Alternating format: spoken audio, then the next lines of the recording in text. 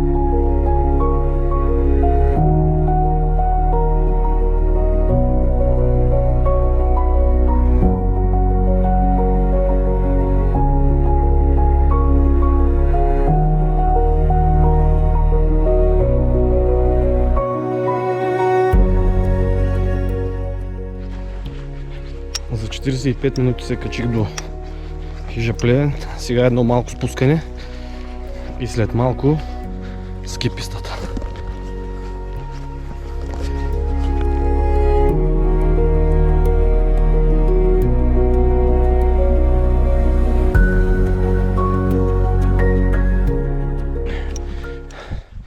Добре съм, бе.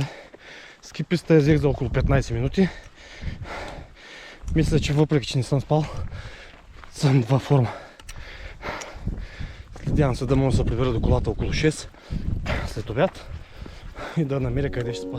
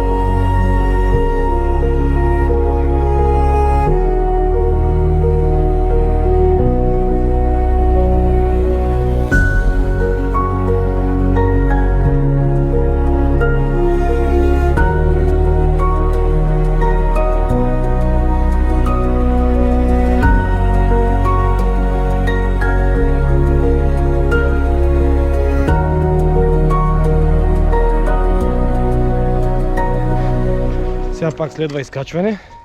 До сега си почивах в тази горичка равната. След изкачването следва един скалист терен и след това най-вероятно трябва да стигна до кабела. Да се опитам да мина по него.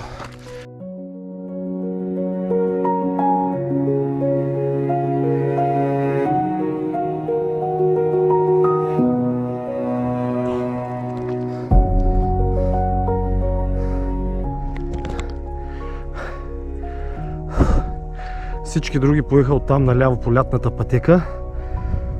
Аз мисля по нея да се връщам.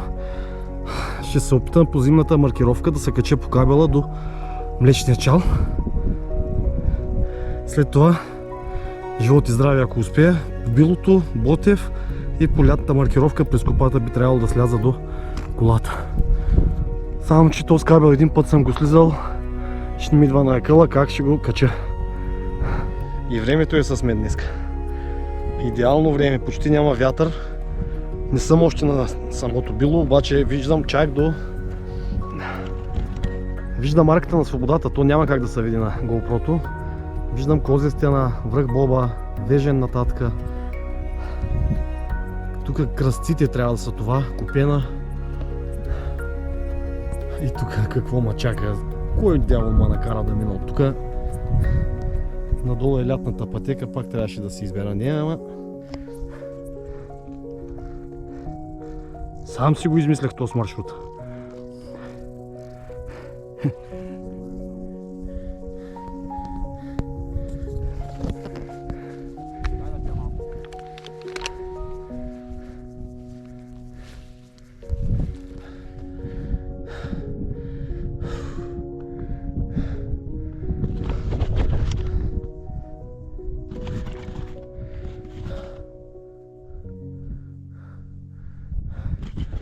Изнемогва.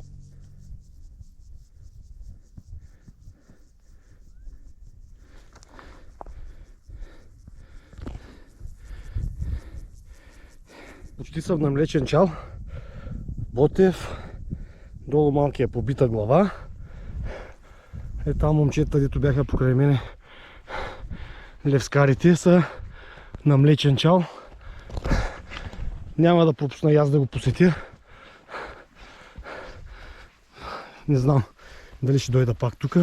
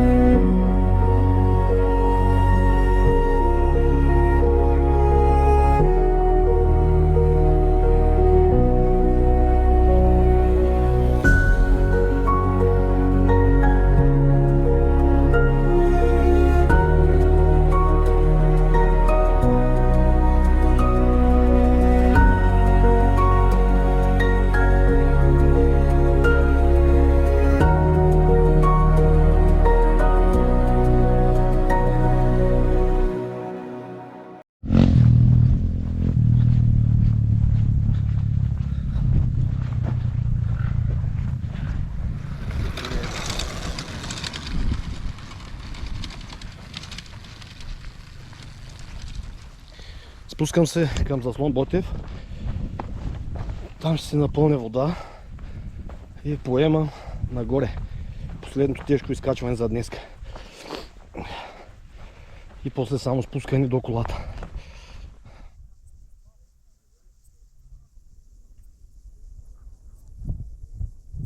Тръгнах към Ботев. На заслон Ботев не снимах нищо, защото беше пълно с някакви мотори. Да не си помислят, че снимам тях и да стават панаири. Тръгвам по червената маркировка. Мисля да се кача и после да сляза там, където се пускат другите хора. Ето. Започна да се заоблачава, надявам се на върха да е добре.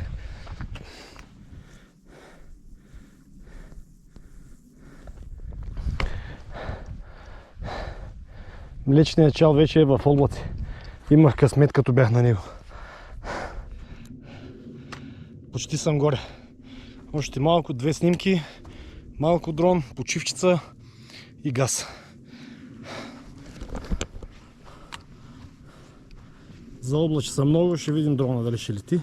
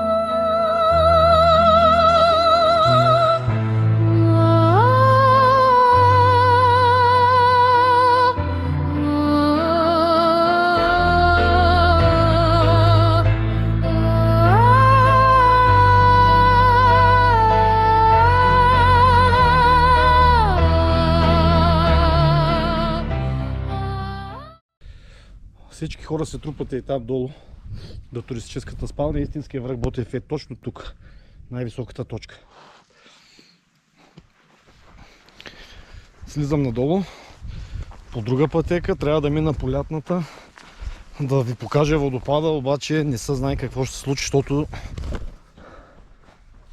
дойде гъста мъгла и времето стана гадно. Ама това е риск. Планината се променя много бързо. Няма как да предвидим всичко. Айде, тръгвам да спускам малко по-стегнато.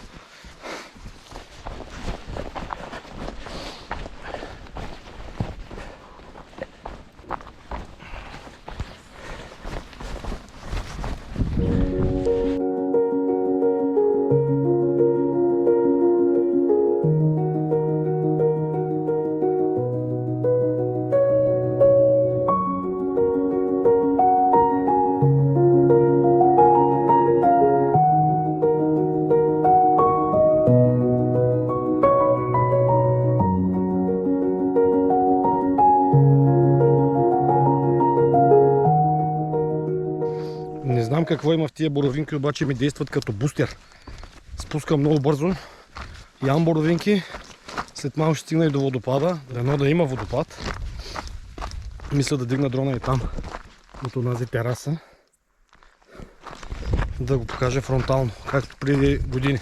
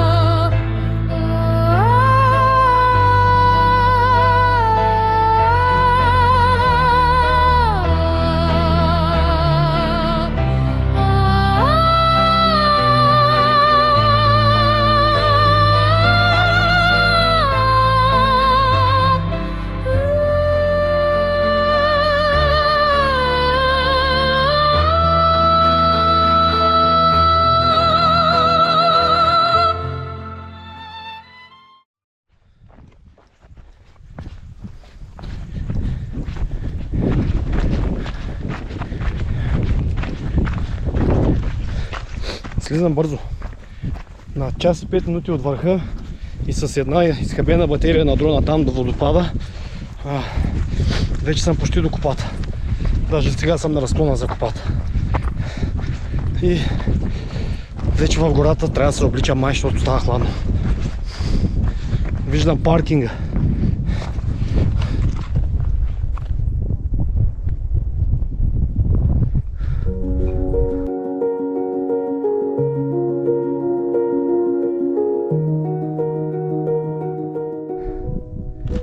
Ако искате като мен да спускате през копата, а не обратно през хижа Плевен, не продължавате по по-широката пътека.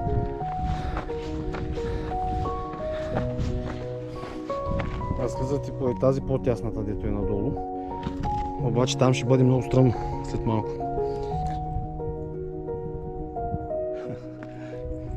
Ужас. Лудница.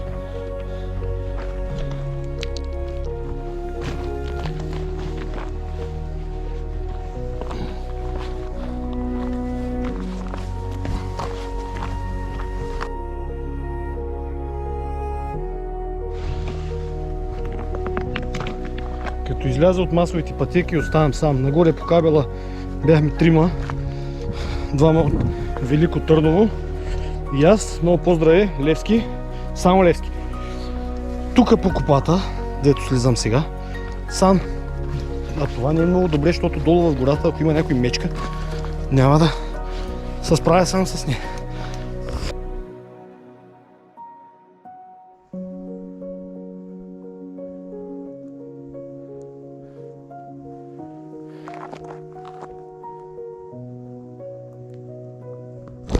От какво има толкова нападали дървета, не знам. Минала съм и друг път по тази пътека, не е имало чак толкова. Много странно.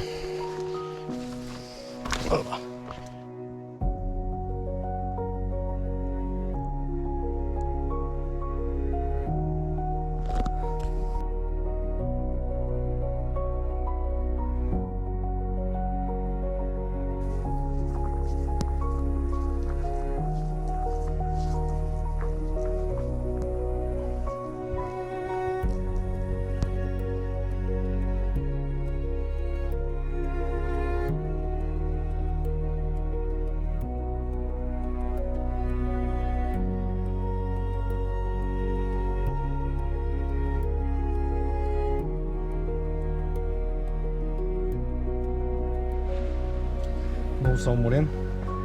Преходът, дето си избрах, беше много труден, много тежък. Сега бегачите ще кажат, че е нормално нещо за тях, но за човек като мен въобще не е нормално. Много хубав преход, красив. Пак казвам, тежък. Кабела и спускането към копата, макар че спускането съм го минавал и преди и не ми е било толкова тегаво. Явно вече не е модерно да си 83-ти набор. И не е готино да си 83-ти набор. То ми се обаждат колена, мисля, че имам чакай на врата мускулни трески. Да сме живи и здрави. Чао!